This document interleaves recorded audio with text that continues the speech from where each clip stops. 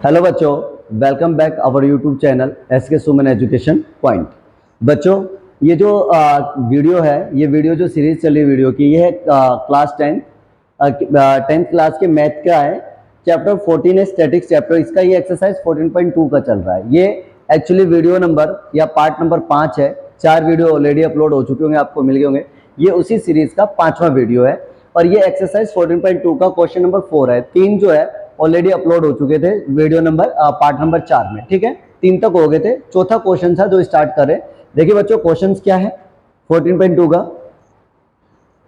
The following distributions given the state wise teacher students ratio in the higher, कि भाई 15 से 20 बच्चों पे कितने स्टूडेंट्स होंगे, टीचर्स हैं, वो अलग अलग रेशियोज दिए हुए हैं स्टूडेंट्स हैं और उस पर पर टीचर्स के हैं अलग अलग स्टेट्स में, ठीक है। जैसे 15 से 20 किसी स्टेट में बच्चे पे 3 टीचर हैं, या 20 से 25 पे 8 है, 30, इस तरीके से अलग अलग जो है रेशियो दिए हुए हैं, ठीक है। कुछ में तो टीचर ही भी नहीं है, ठीक है।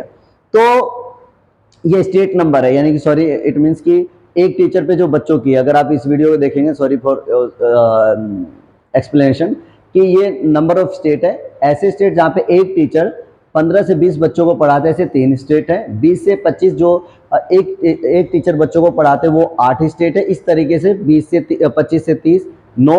और आप देखोगे तो ज्यादातर जो है एक टीचर पे कितने बच्चे एवरेज है, 30 से 35 के बीच में आपको सबसे ज्यादा मिलेंगे, ठीक है।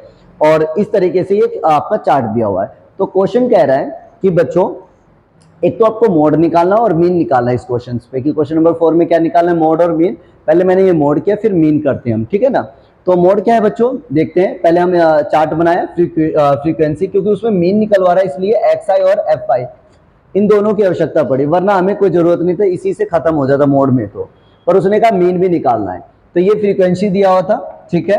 और XI हमने कैसे निकाला, इन दोनों को ऐड किया, 20 30 35 को 2 से डिवाइड किया, 17.5।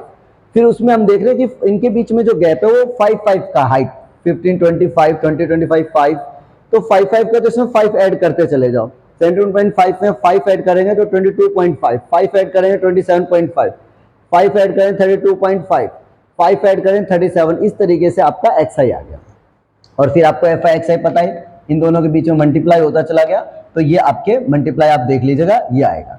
फिर उसके बाद सिग्मा FI, इन सारे सिग्माओं को ऐड करेंगे फ्रीक्वेंसी को, तो टोटल 35 है। और ये FI XI का ऐड है, वो है 1022.5 आएगा, ठीक है बच्चों। तो पहले हम मोड निकालते हैं। मोड का आपको बताया था कैसे निकलते हैं। फ्रीक्वेंसी वाले लिस्ट में जाएंगे और फ्रीक्वेंसी में जो सबसे हाईएस्ट होगा वो आपका क्या होगा, F1 होगा। तो हाईएस्ट क्या है इसमें, 10, तो ये F1 के ऊपर वाला F0 और F1 के नीचे वाला F2 होता है, ठीक है बच्चों। और F1 के नीचे L होता है, जो F1 के जो क्लास मार्क है वर्कशीट, उसमें जो लोअर वाला होता है वो L बन जाता है। तो इस तरीके से मैंने F1 F0 F2 L और H कैसे पता लगा बच्चों, इनके बीच में जो गैप है वो 5 का है, तो ये H हो गया, ठीक है बच्चों।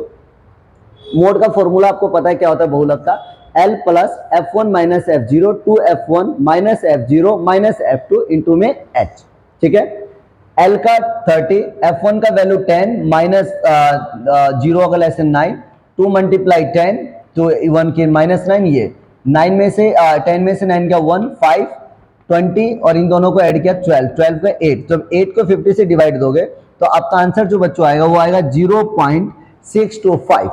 फिर 30 में 0.625 ऐड करो तो आपका मोड कितना आ गया बच्चों, आपका फाइनल मोड आ गया, कितना आ गया, मोड आ गया आपका 30.625। तो लास्ट मोड आपका जो मोड आया वो कितना है बच्चों, ये आपका बहुलक आ गया, ठीक है। लास्ट में मैं बहुलक भी लिख देता हूं, ठीक है। अब एक बार स्क्रीनशॉट ले लीजिए, फिर इसी का मैं मीन निकालता हूं, ठीक है बच्चों। इसका मोड निकल गया। मीन देखते हैं। मीन का आपको फॉर्मूला डायरेक्ट मेथड लगा लीजिए, और आप चाहे तो स्टेप डिविजन या दूसरा ऑप्शन है आपका एज्यूम मेथड, जो सा आपको मेथड अच्छा लगता है वो आप लगा सकते हैं। पर मुझे यहाँ पे दिखता है कि डायरेक्ट मेथड इजी वे है, तो इजी में मैं डायरेक्ट मेथड ही करवा रहा हूँ आपको, ठीक है। थोड़ा कैलकुलेशन होता है बट ठीक है, अब मैथ है, कैलकुलेशन नहीं है तो मैथ कैसी बात।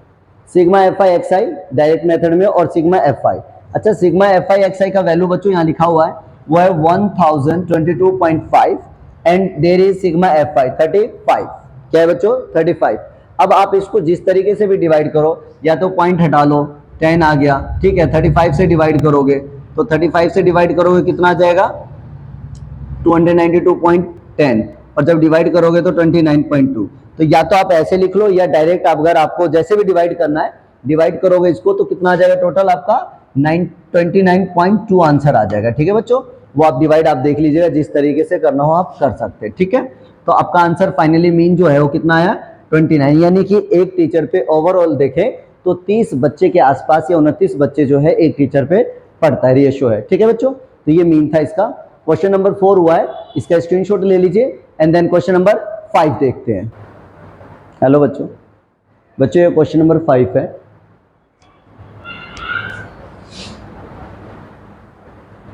क्वेश्चन नंबर 5 देखिए, एक्चुअली मैं मोड के बारे में, स्टैटिक्स के चैप्टर के बारे में बता दूं। बेसिकली बच्चे जो लाइव क्लास भी ले रहे होते हैं, यानी जो क्लासरूम में पढ़ रहे होते हैं साथ में मेरे, और ऑनलाइन में भी कुछ बच्चों के जो है रिवर्ट या जो मेरे वेबसाइट से वहाँ से, या कुछ बच्चे जो है ऐप पे भी ये चीज़ें जो है मुझे अपडेट करते हैं कि सर ये चैप्टर आसान तो है लेकिन there is lot of calculations, यहाँ पे बहुत सारे कैलकुलेशंस है या बहुत ज़्यादा मल्टीप्लाई डिवाइड करना होता है, जैसे ये हो गया, तो सर इसका क्या कोई सॉल्यूशन है? बेटा देखो, मैथ से अगर कैलकुलेशन हटा दोगे तो फिर मैथ रह किस चीज़ के लिए गया है? मैथ का दूसरा नाम ही कैलकुलेशंस है, पूरी दुनिया ही मैथ का कैलकुलेशन पे चलता है। तो अगर आप मैथ से कैलकुलेशन से भागोगे तो नहीं होगा। अब साइंस है, उसमें fact, laws and terms condition ना आए तो फिर वो साइंस किस बात का है? अगर हिंदी है और उसमें कुछ उसके जो है ग्रंथ ना आए जो उसके बेस हैं, तो हर सब्जेक्ट का अपना बेस होता है, समझे ना? तो इसका कैलकुलेशन बेस्ड है। तो आप अगर क्वेश्चन ये लगता है कि आपको कि सर ये स्टैटिक्स है, मुश्किल इसलिए लग रहा है कि उसमें बहुत ज़्यादा मल्टीप्लाई डिवाइड है, तो बच्चों देखो पूरा मैथ ही कैलकुलेशंस पे है। यहाँ से हटोगे क्यों? ट्रिग्नोमेट्री में क्या नहीं है? वहाँ पे आपके ज़्यादातर रूट्स के हैं। अगर आप देखो चैप्टर 10, 12 नहीं है, उसमें एरियाज निकालना है, तो सब में है। आप किस चैप्टर की बात करते हो? तो प्लीज़ इस चीज़ को माइंड से हटा दो। जब आपके माइंड में ऑलरेडी पहले कैलकुलेशन को लेकर टफ पड़ जाएगा, या कैलकुलेशन को लेकर आप बोर फील कर रहे हो, मन नहीं लग रहा आपको मैथ करने का, तो फिर नहीं हो सकता है। मैथ दुनिया का ईजी सब्जेक्ट है। मैथ याद करने के लिए नहीं, प्रैक्टिस करने के लिए कहता है। आप जितना उसको प्रैक्टिस करोगे, ये आपको कैलकुलेशंस भी रटे जाएंगे। अच्छा, जो लोग बनिया होते हैं, बनिया समझते हैं ना, जो कैलकुलेशन लाइन में करते हैं, जो आप राशन पानी लेने जाते हो, उनकी कैलकुलेशन देखो, वो कभी भी जो है कैलकुलेटर नहीं, उनका कैलकुलेटर से ज़्यादा हाथ काम करता है। रीज़न क्यों हुआ उसका फास्ट? ऐसा क्यों हुआ? क्योंकि वो प्रैक्टिस करता आया। हम और आप नहीं कैलकुलेट कर जितनी फास्ट, वो मल्टीप्लाई एंड प्लस और सब कुछ करके कई हज़ार का बिल आपको कुछ ही मिनट में लिखा हुआ है 25-30 आइटम का, और 2 मिनट प्लस करके दे देता है या मल्टीप्लाई।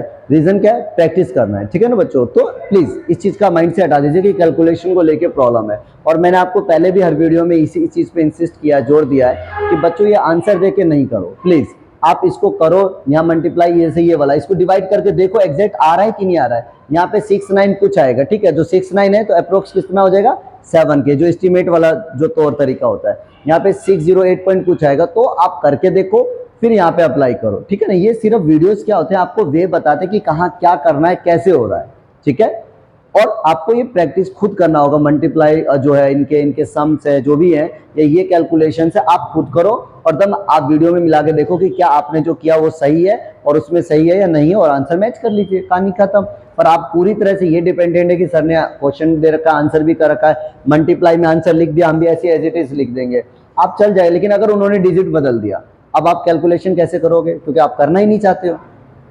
ठीक है, आइए बात करते हैं क्वेश्चन पे। देखिए क्वेश्चन है क्वेश्चन नंबर 5। एक डिस्ट्रीब्यूशन दिया हुआ है नंबर रन स्कोर करने के लिए, जिसमें बैट्समैन जो है ना वर्ल्ड के अलग अलग इंटरनेशनल क्रिकेट खेलते हैं, और इन्होंने इतने इतने मैच, इतने इतने रन बनाए हैं। ठीक है, और यह नंबर ऑफ बैट्समैन है जिन्होंने अलग अलग स्कोर किए हैं, जो 3 से 4 हज़ार में 4 बैट्समैन है, 4 से 5 हज़ार में यानी 4 to 5,000, 18, 15, 5,000 तो 6,000 के बीच में 9, ऐसे एक रेशियो है। और ये बैट्समैन के नंबर से फ्रीक्वेंसीज है 4, 18, 9, 7, 6, 3, 2, 1, 1। ठीक है, अब ये कह रहा है इसमें कि हमें फाइंड द मोड। तो मोड देखो, जब अकेला मोड आएगा तो बच्चों वहां पे एक्सआई निकालने की कोई जरूरत नहीं है, या एफ आई एक्सआई जरूरत ही नहीं है, सिर्फ यही खत्म, फ्रीक्वेंसी जो गिवन उसी में निकल जाएगा। और आपको F1 पता है बच्चों क्या होता है? हाँ जी, F1 होता है 18। क्या होता है? 18, गुड। और आपको पता है F0 क्या होता है? F1 का ऊपर वाला, अपर वाला, तो F0 हो गया। और F2 क्या होता है? नीचे वाला। ठीक है बच्चों, और आपको L भी पता है, कि उसी के क्लास मार्क में जाए और जो लोअर लिमिट होता है वो क्या बन जाता है एल। तो यहाँ पे एक बार लिस्ट बना लीजिए, डायरेक्ट यहाँ मत अप्लाई करना, यहाँ एक बार लिस्ट बना लेना, तब कभी इसमें से डायरेक्ट चेप दो, पता लगा इसमें से कुछ गड़बड़ क्या हो गया तो या तो यहाँ मार्क कर लो या एक लिस्ट बना लीजिए। तो F1 मेरे पास L क्या है बच्चों 4000, F1 कितना है 18, F0 कितना है 4, F2 कितना है 9 और H कितना है बच्चों, अगर इनमें गैप देखोगे तो 1000 का गैप है। कितने का गैप है 1000 का, तो ये H बन गया। मोड का फॉर्मूला आपको पता ही है क्या है, एक बार रिसाइट कीजिए मेरे साथ सभी बच्चे।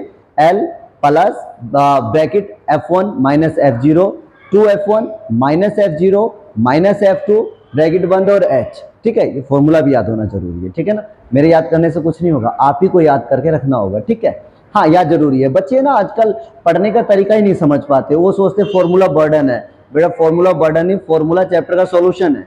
अब बर्डन मानकर उसको फॉर्मूला याद करते नहीं, मुझे मान लो ये याद ही नहीं है तो क्या अप्लाई करो, मुझे क्या पता मोड में क्या क्या चीजें निकालना है, F1 F0 मुझे कैसे पता, इसके कारण पता लगा कि यहाँ पे ये चीजें चाहिए और हमने वो लिस्ट बनाया है। तो फॉर्मूला याद करना जरूरी है, ठीक है बच्चों। मोड 4000 प्लस F1 क्या है आपके पास 18 minus F0 4, 2F1 218 minus F0 is 4, F2 is 9 and 1000। ठीक है बच्चों, सो 18 में से 4 गया 14 एंड या 1000, 28 36 और ये 13, 14000 और इसको मैं 23। जब 14000 को 23 से डिवाइड करोगे तो 608.69 कुछ आएगा समथिंग, तो उसको हटाकर 7 ले लेंगे, ठीक है। 699 को हटते ही 6 की वैल्यू 7 हो जाएगा।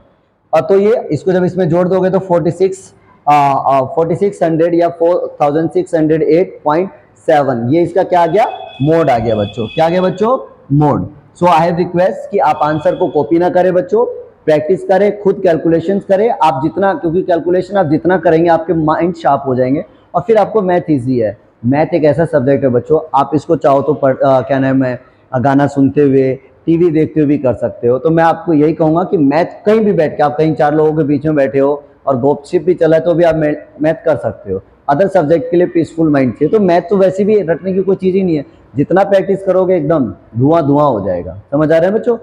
सो इसको खत्म करते हैं, देखते हैं क्वेश्चन नंबर 6। इसको एक बार स्क्रीनशॉट लेके इसका बच्चों 40.2 का 6 क्वेश्चन और ये लास्ट क्वेश्चन है, ठीक है बच्चों। इस एक्सरसाइज का 14.2 का ये लास्ट क्वेश्चन है। क्वेश्चन में क्या था, एक बच्चा है और एक ऑब्जर्व करता है कि जो है कुछ 1 मिनट में कि 0 से 10 कार 7 बार जाता है, 10 से 20 कुछ 1 मिनट है, 3 मिनट के अंदर वो ऑब्जर्व करता है। इस तरीके का एक चार्ट है जिसमें ये कार को देखता है और कार अलग अलग जो है 40 से 20 बार देखता है तो वो 20 बार, तो इस तरीके का एक फ्रीक्वेंसी दिया हुआ है, ठीक है। नंबर्स ऑफ कार है जो इतने से इतने कार के बीच में 7 बार, 10 से 20 बार 14, 20 से 30 में 13, इस तरीके से फ्रीक्वेंसी दिया हुआ है। क्वेश्चन ये कहा गया कि फाइंड द मोड, हमें क्या निकालना है मोड निकालना है। तो मोड देखते हैं बच्चों कैसे निकलेगा।